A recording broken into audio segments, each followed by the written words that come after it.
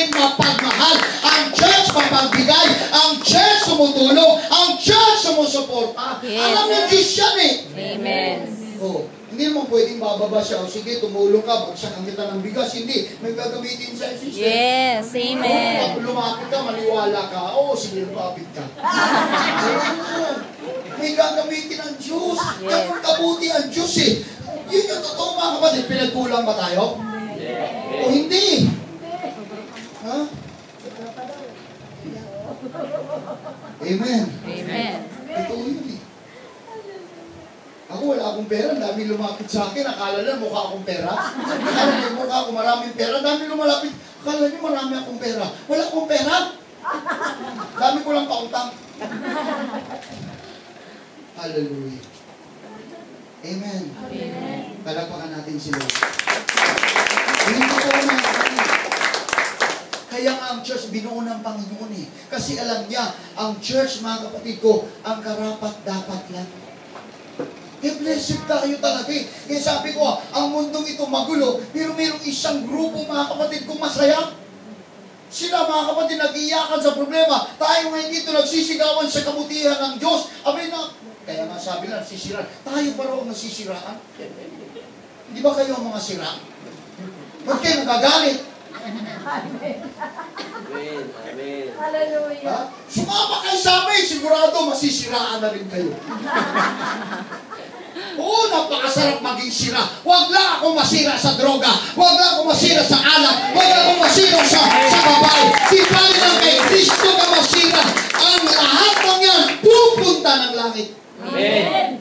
Masira ka sa alak. Anong mangyari siya? Masira ka sa babae. Sira pa yung buhay mo. Tingnan mo ngayon, di ba? O, di ba? Ano nangyari ngayon? Mga iska-skandal na yan. Tingnan mo. Isang beses lang ginawa. Buong buhay nasira. Amen. Yung totoo. Mga Willy Bayula, Wally Bayula iskandal. Tingnan mo, kakalbo-kalbo na eh. Hindi pa na kontento, 5 na yung anak eh. Hindi pa na kontento, grabe, tulis-tulis. Pati ulo ang tulis eh. Oh, hindi pa na kontento, di nasira yung pamilya. Yes. Natanggal pa sa trabaho. O, di ba? Amen. Grabe. Ba't kasi, isang pagkakaano lang mga kapatid eh. Init lang yan, ligo mo. Yes. Totoo yun eh. Kasalanan. Yes. Kaya Amen. hindi na ko kontento mga kapatid eh. Pwede ka makontento sa Diyos. Pwede kang sumunod sa Diyos. Pwede mo makontrol. Dahil Kristiyano ka, makukontrol mo talaga ang sarili mo. Dahil Kristiyano ka. Yes. Dahil anak ka ng Diyos. Amen. Makukontrol mo talaga ang buhay mo. Dahil si Kristo dapat ang kumukontrol sa iyo. Amen. Kaya masarap ang buhay. Yes. Kung bili mo, kawasak-wasak yung kanilang buhay mga kapatid. Ang gaganda pa naman ng mga anak. Di ba? Nakita yun? Gaganda mga babae. Ilan isa lang anak.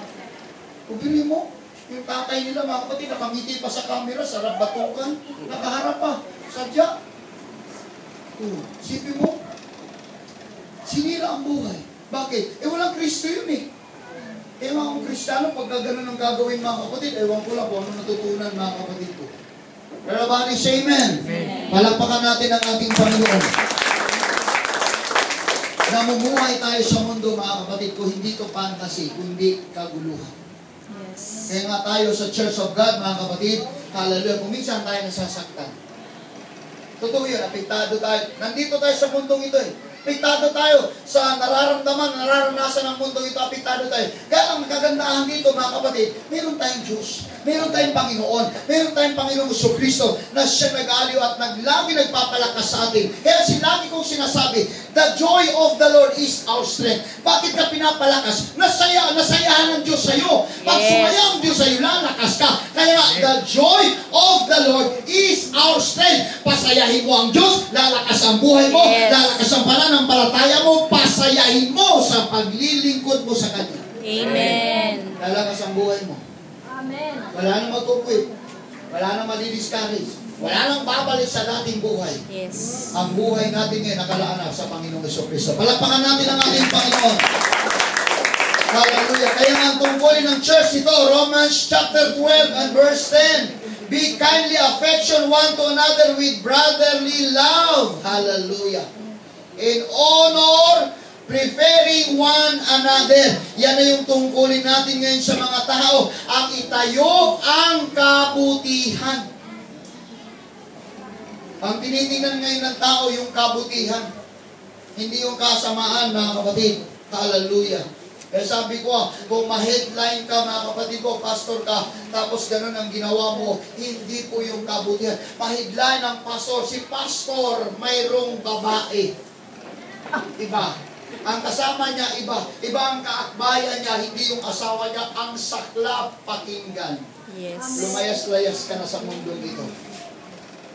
Hello. Amen. Amen. Amen. Yan totoo. Kasi tayo ngayon, mga kapatid, sabi nga, be kindly affection one to another with brotherly love. Yun na yung karakter natin ngayon, mga kapatid. The greatest is love. Pag-ibig sa kapwa, pag-ibig sa bawat isa, pagmamahalan sa bawat isa. Amen.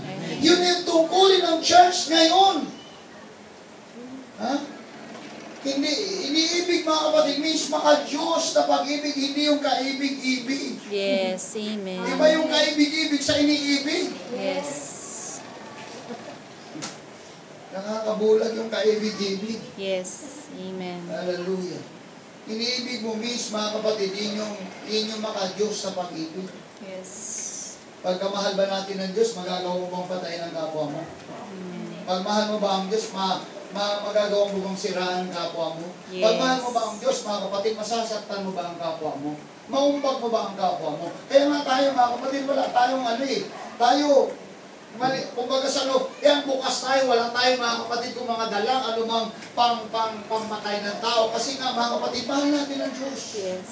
Pag nagmamahal ka sa Diyos, mga kapatid, hayaan mo ang Diyos ang mustisya. Hayaan mo ang Diyos, mga kapatid ko, ang magparusa. Hayaan mo ang Diyos ang magpatawad. At hayaan mo ang Diyos ang magmamahal. Yes. Yun yung tungkulin natin, ang mahalin ng Diyos. Everybody say amen. Amen. Hallelujah. Kaya nga nakakalungkot pag ganyan nakikita mong headline, mga kapatid, nadadamay pati mga pastor. Nakala kasi ng mga tao, isa lang yung pastor, born again pastor, o ano ang pastor man, basta sinabi yung pastor, lahat na nadamay na. Pati ngayon yung mga pare, pastor na. Para lang madamay yung totoong pastor. Sino ba ang totoong pastor ngayon? Ha? Kasi mayroong pastor babaero. Mayroong pastor lalakero. Ha? Mayroong pastor minsahero. Mayroong pastor misyonaryo. Oh.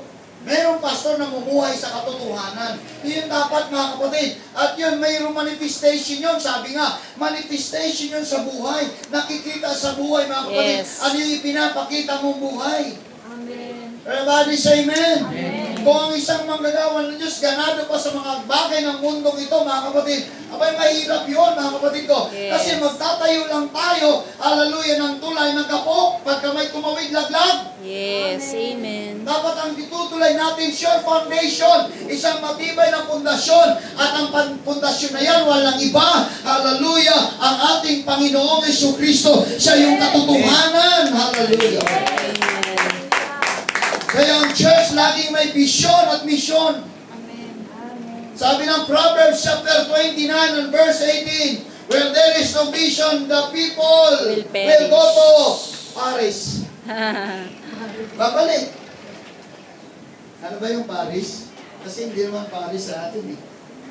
Pag walang vision, pag hindi mo nakita, mga kapatid ko, ang kalwalhatian ng Panginoon, sabi nga, where there is no vision, the people perish. Napapahamak, mga kapatid. Hallelujah. Kaya ngayon, ang tungkulin ng church ngayon, we have to build up bridges. Hallelujah. Bridges of prayer, bridges of giving, bridges of fellowshipping, Amen. bridges of worshiping by attending all the plans of God Amen. in your life. Amen. Amen. Yun ang itatayo nating tulay ngayon.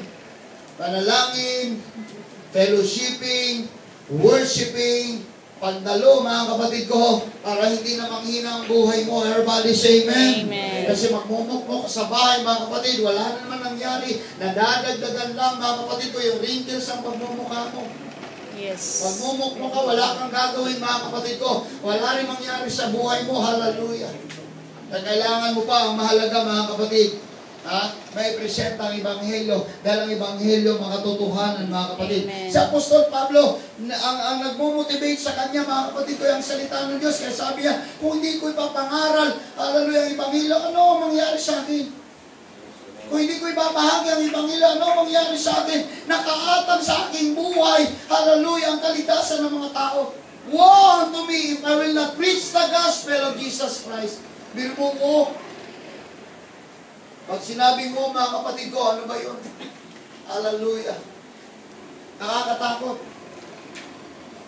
Amen ba, mga kapatid? Amen. Hallelujah. Woe is unto me if I preach not the gospel. Kaya nga, si Apostol Pablo, mga kapatid ko, siya po ay minomotivate ng Diyos na meron siyang compassion. Hallelujah sa mga lost people, mga kapatid. Ang compassion nagpasimula kay Apostol Pablo noong ang Diyos kumilos sa kanyang buhay. Ang compassion nagpasimula nung maramdaman niya ang presensya ng Diyos. Doon siya nagkaroon ng kauhawan, hallelujah, para ipangaral, mga kapatid ko, ang Ebanghelyo ng Panginoon. Kaya nga, mga kapatid, meron siyang abilidad. Dahil sa meron siyang abilidad, available siya palagi sa Diyos. Amen. Everybody say amen. Amen. Hallelujah. Hindi po siya preoccupied, mga kapatid ko, sa mga bagay ng mundong ito, kundi lagi siyang available para sa Diyos. Lagi pinapaalala ng Diyos ang kabutihan, hallelujah, ng Diyos sa kanyang buhay. Kaya lahat ng bagay nagagawa niya, mga kapatid. Hindi mo pwedeng sabihin, wala akong panahon. Hindi mo pwedeng sabihin, hallelujah, dito na lang ako. Hindi mo pwedeng sabihin, wala kang magagawa. Meron po, mga kapatid ko. Dahil lahat po tayo tinawag at binago ng ating Panginoong Diyos. Let's clap our hands to Jesus. Hallelujah.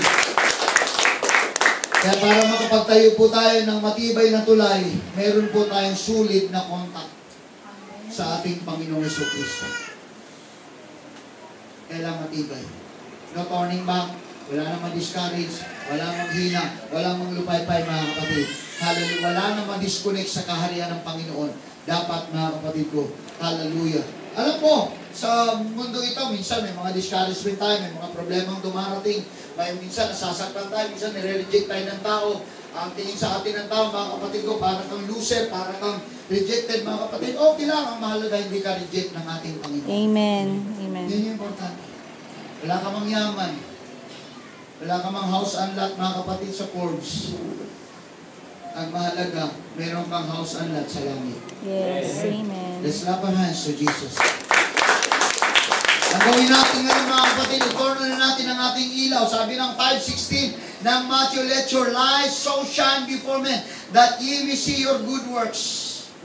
Kailangan natin ngayon ng liwanag, mga kapatid. Kailangan magliwanag na tayo ngayon. Tayo na ngayon ang living testimony. Tayo na ngayon ang magpapatotoo. Hindi na tayo kayang tangayin. Hindi na tayo kayang dalhin ng kaaway, mga kapatid ko, para sirain, para wasakin. Hindi, tayo na ngayon, mga kapatid ko, ang tumatayo para sabihin, hallelujah, ang kabutihan ng Diyos, para ipagmamalaki ang Diyos, para sabihin na mabuti ang Diyos sa ating buhay. Tayo na ngayon ang bumabandera ng katotohanan. Tayo, ikaw, ako, lahat tayo. Tayo na ngayon ang magsasabing mabuti ang Diyos. Hindi ka na kayang tangayin. O gumikilos ang Diyos sa buhay mo, hindi ka na kaya, mga kapatid ko, manipula ng kaaway. Siya na ngayon ang imamanipula mo. Siya na ngayon yung sisirain mo. Siya na ngayon yung re-rebukein mo. Hindi yung kaaway ang re-rebuke sa'yo. No, ikaw na. Yun na yung ating buhay, mga kapatid. Everybody say amen. Amen. Hallelujah. Minsan, mga kapatid ko, nakakalungkot. May mga church, mga kapatid, may mga request. Ano kaya, pastor? Para makahikaya tayo, baguhin natin ang style ng pangangaral ng Ebanghelyo. Anong style, kapatid? Hallelujah. Ano kaya, magpapila tayo ng bigas, magpapila tayo ng relief goods, magpapila tayo ng mga canned goods, lahat dyan. Ano kaya ang gagawin natin? Kung yan ang style natin, baka maraming makonvert. Kapatid ko, pag kayo nang unahin natin, mag-iipon lang tayo ng mga taong dadalhin natin sa impyerno.